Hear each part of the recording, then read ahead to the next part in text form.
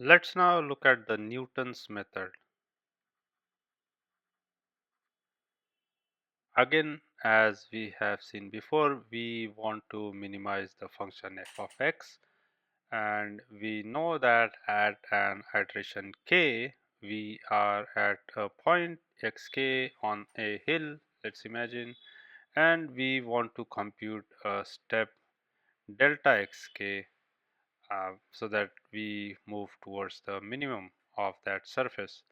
And we can say that the new point where we move at is xk plus 1, and that can be computed by combining xk with this delta xk.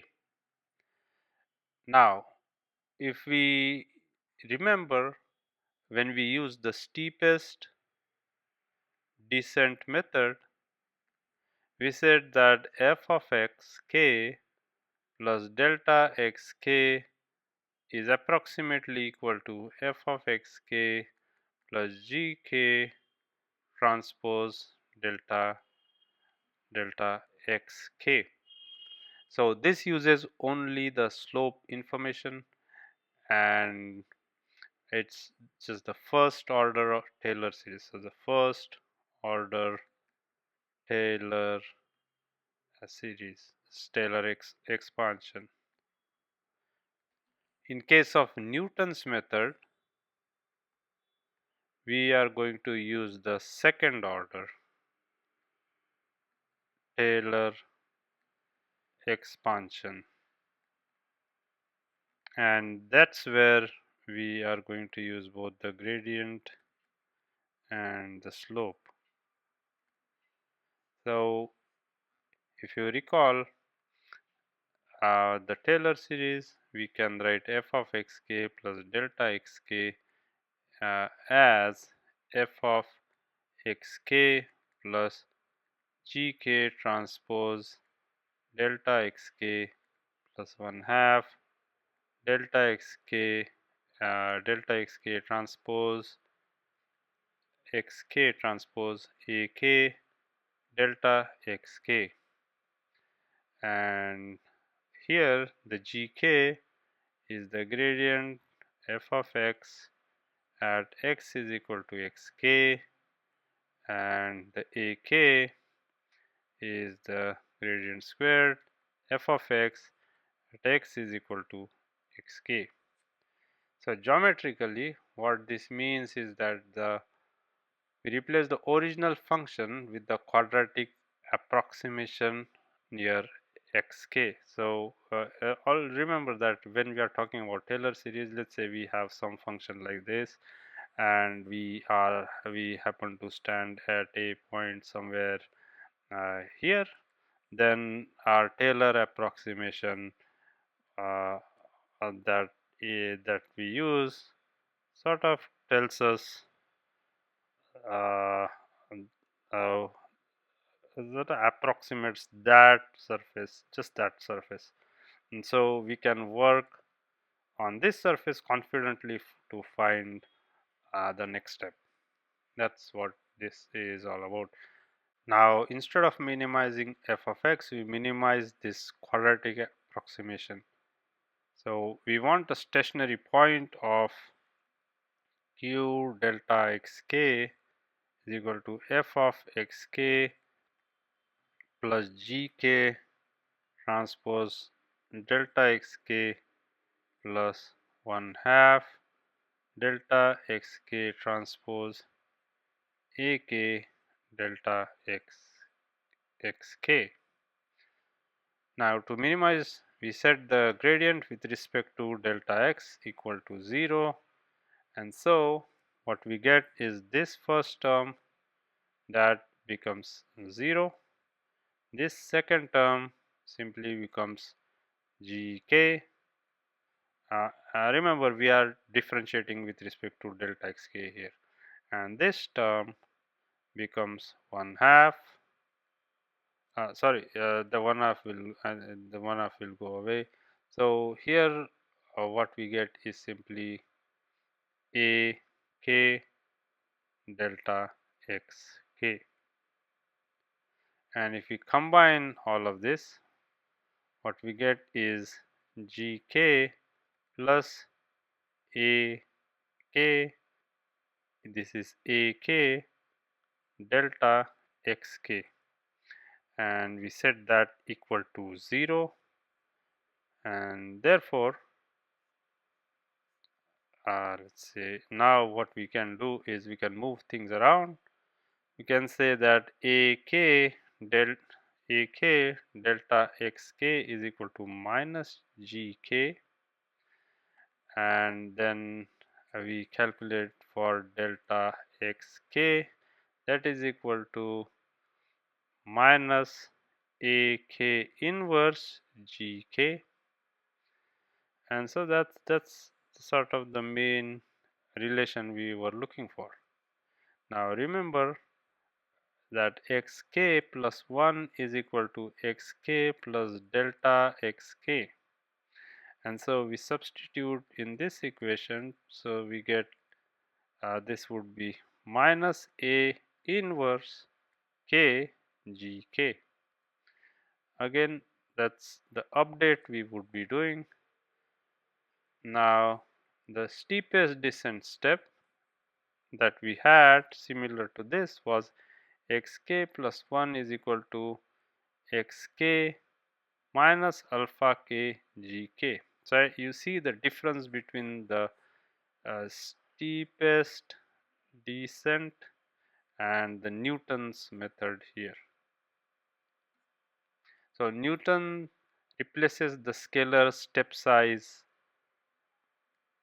alpha k with matrix scaling right here. So instead of scaling equally in all directions, Newton rescales each direction according to the curvature. And this is important because if the curvature is steep in one direction, large eigenvalues, Newton divides it smaller steps. If the curvature is flat, small eigenvalues, Newton divides by a smaller number, so a larger step. So Newton automatically corrects for or corrects the zigzag behavior. Imagine, let's try this. If you imagine that f of x is equal to 1 half x transpose ax plus d transpose x plus c. By now you probably know this by heart. If we now look at the gradient f of x, that is equal to ax plus d. Now minimum occurs when ax plus d is equal to 0, and so the true solution is x is equal to minus d. I bring this to the other side and you have the a inverse here. So let's write that down again. We have minus a inverse d, and so if we come to compute the next step, xk plus 1 is equal to xk minus a inverse, and we said this was gk gradient. We can substitute the above part in here, axk plus d.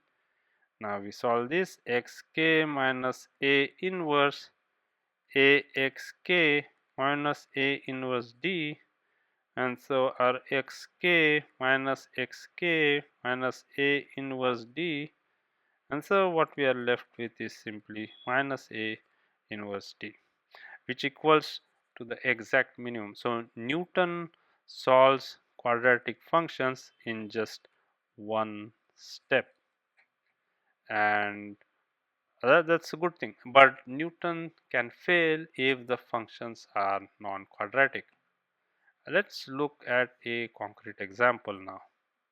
If we have a function f of x that is equal to x1 square plus 25 x2 squared, then we can compute the gradients. So delta f by delta f of x1, that would be 2x1, then the gradient with respect to x2 would be 50 x2, and so we can write the vector as 2x1 50x2. Now we can compute the Hessian by getting double derivative. So square that x1, that gets us 2, then square that x2, that gets us 50, and so the gradient squared f of x is equal to 2 0 0 50. Now notice here that the Hessian is constant because the function is quadratic. Now if we pick a initial guess,